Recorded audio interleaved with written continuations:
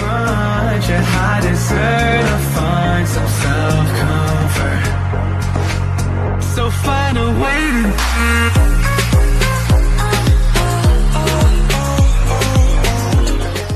And then later on, they will come out of the water, just as Jesus has been resurrected from the dead, and now they are walking a new life in Christ. So today, we are so excited that some of the employers are here. Thank you for coming and braving the rain. Some of the friends who are Sunday and traded their day off on Saturday just to witness this special event in the lives of our sisters. And I'm so happy to be doing this the first time as well. I'm nervous and excited. And so, please feel free to clap and to cheer them on. Everyone, clap for them and cheer them on as they do their baptism. So now, let's take a look at the screen and watch the testimony of Abigail. Magandang araw po. Ako po si Abigail Eranjo, or call me Abby. Before God, masasabi ko na yung buhay ko is malaya, free lang, ini-enjoy ko lang yung panahon na yon. As a teenager, walang iniisip. Kahit name ni God, hindi ko matawag kasi wala, sarili ko lang iniisip ko. Even may problema ako, hindi ko ma-share sa family ko kasi parang problema ko ako mag-solve. With God, sabihin ko with God na thankful kasi binigyan niya ako ng 3 anghel na parang pinagtibay niya yung loob ko na kahit anong struggle, kailangan kayanin. Lord, thank you kasi binigyan ako ng opportunity na makapunta dito sa Hong Kong.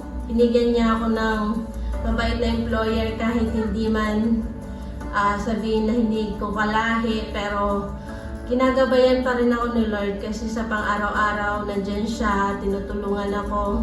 Araw-araw tinatawag ko yung name niya, like before na sarili ko lang, na without family. Kahit may familya ako, na kahit anong problema without family ako lang. But ngayon with God, masasabi ko na thank you Lord na nandyan yung pamilya ko. Thank you sa Island ECC na may place ako na pwedeng puntahan, na pwede akong dito magpahinga, may mga kaibigan at may mga kaibigan na malalapitan, pwedeng makwentuhan ko ng problema ko. Thank you Lord. Masasabi ko lang thank you Lord talaga sa pang-araw-araw. Thank you. So let me call Abby.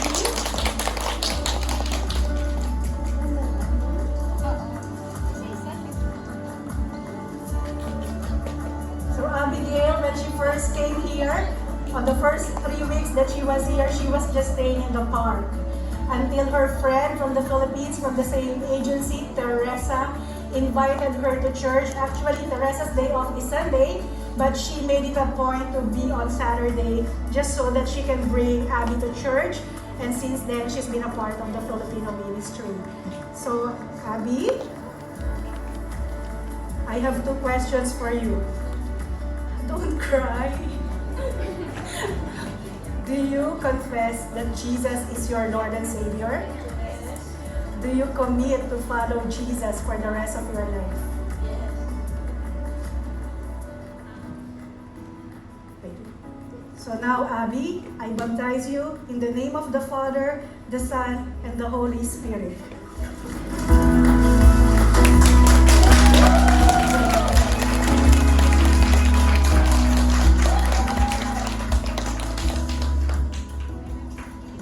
And now let's listen to Tracy or JC's testimony on the screen. Hello, my name is Tracy Martinez and I am 38 years old. My life before knowing Jesus Christ was a mess. I did everything I want without any hesitations if it's good or bad, and I just live my life the way I want to. I feel so free in my own way and I liked it, but not until I came here in Hong Kong to work during pandemic. And I met someone who introduced Jesus Christ to me, who He really is, and how much He loves me, and what He did for me and how He saved me. And then I know that from that moment, my life is about to change. And yes, I feel every day that God is changing my heart and mind on how I really want to spend my life. And that is sharing the gospel and spreading the words of God. And now I'm ready to publicly declare that I am the follower of Jesus Christ and I want to serve Him for the rest of my life because He's my Lord and Savior. Let us call Tracy or JC as we call her.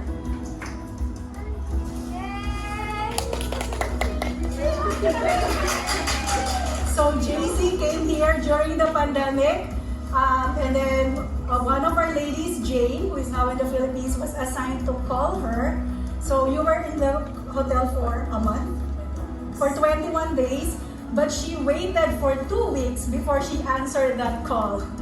And praise God, because when she answered that call, it was her birthday, and she prayed to receive Christ on the day of her birthday. So her physical and spiritual birthday fall on the same day. So JC, I have 2 questions for you. Do you confess that Jesus is your Lord and Savior? Yes. Do you commit to follow Him for the rest of your life? JC, I now baptize you in the name of the Father, and of the Son, and of the Holy Spirit.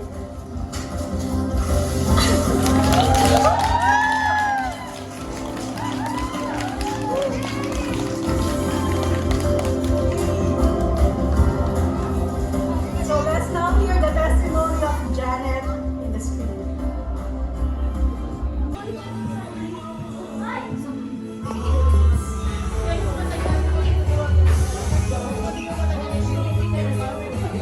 Very good ka. Dapat pala videographer natin si Sam. Pagpalit ka na ng bill. Si Sam kasi. Hindi ako daw akong palitan nito. Pero yung, pwede tikman yung lumpia. Pero no, hindi ko alam yun. Oh, yes.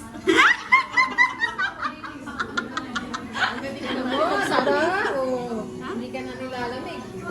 Hindi naman talaga ako. Halika dali, lapit ka dali. Lapit ka kunti. Lapit ka kunti. Hi girls, how are you? How are you? Thank you, mabuhay Philippines. Hi girls, how are you? How are you? How are you? How are you? Happy birthday to you. Happy birthday, ladies!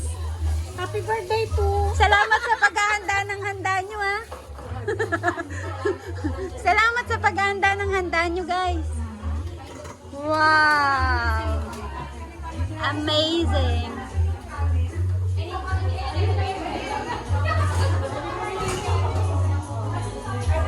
Guys, pag andito lang yung Sharon Corner yan, dyan lang dyan.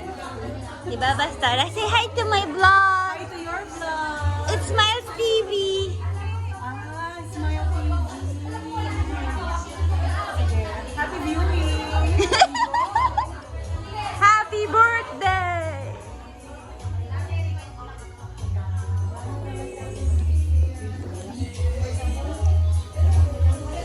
Babes, masarap eh. Yeah, gusto ko to.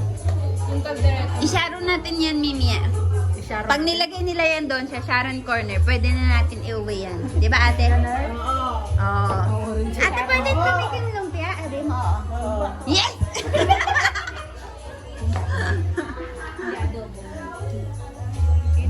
Adobo yan. Mahilig ka sa manghang, ha? Masarap, masarap yan, babes. Masarap yung patatas ng palaking dede. Parang napahawak ko sa diday ko, ha? Mahilig ako sa patatas. Hindi ka magkano pa rin. Ay, sarap po. Tumira ako dito. Bakit? Bakit? Ay, ano, nasipa ni nanay si babes. Maraming beses. 45 degree. 45 degree man. Grabe, ang bilis pa yung makapunta sa 45 degrees. Kumakuha ko yung 45 na. Pero alam, Iba dito, hindi pa nga kasi nagsulkong ka, nag-45 degrees siya, sipa na. Dito talaga, tamang-tama. tapos ayaw na ni nanay tirahin sa harap. Sa likod. Naulo. Parang nangyari kay Lori. Nahuli.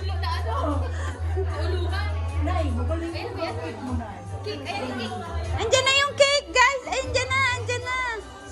Siyempre, dahil ilalagay nila yung cake sa Sharon Corner, iuwi natin ang cake.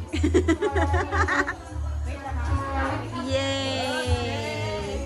Congratulations!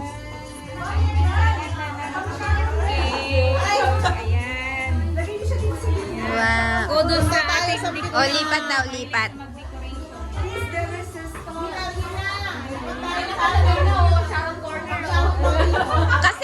Kasi, pag nilagay nyo yan, Sharon ko yan, Mimiya. Sharon. Sharon. Pastora, pwedeng tumigil ng Shanghai? Ayoko, mamaya ako mapagaling.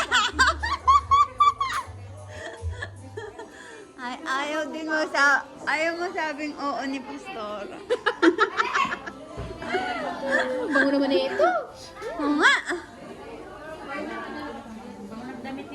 Wow. Galing sa ano to ata? Kinalkan na daw. Wow! Pasama mo kami niyan, Je. Kasi nabablog ako. Ate! Andyan na ang macaroni cell. Ito po ang aming chef. Chef cook. Nakalay!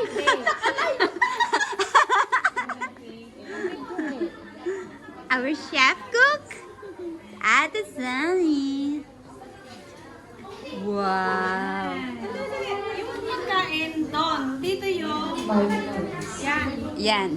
Ito pagkain pa to? Bukas muna natin yung mga kainin. Ayan. Sa mga maagang call time kanina, pagod, puyat, pero praise God. Ano ibig sabihin yan? I love. Sa ating baptism, and we pray na sana next time. Anong ibig sabihin marami nito? ulit, so we can hold the same service, the same production as what we had this morning. Salamat. Forward natin ang konti para may space ka po. Binigay ko Jera. Kay Jera daw.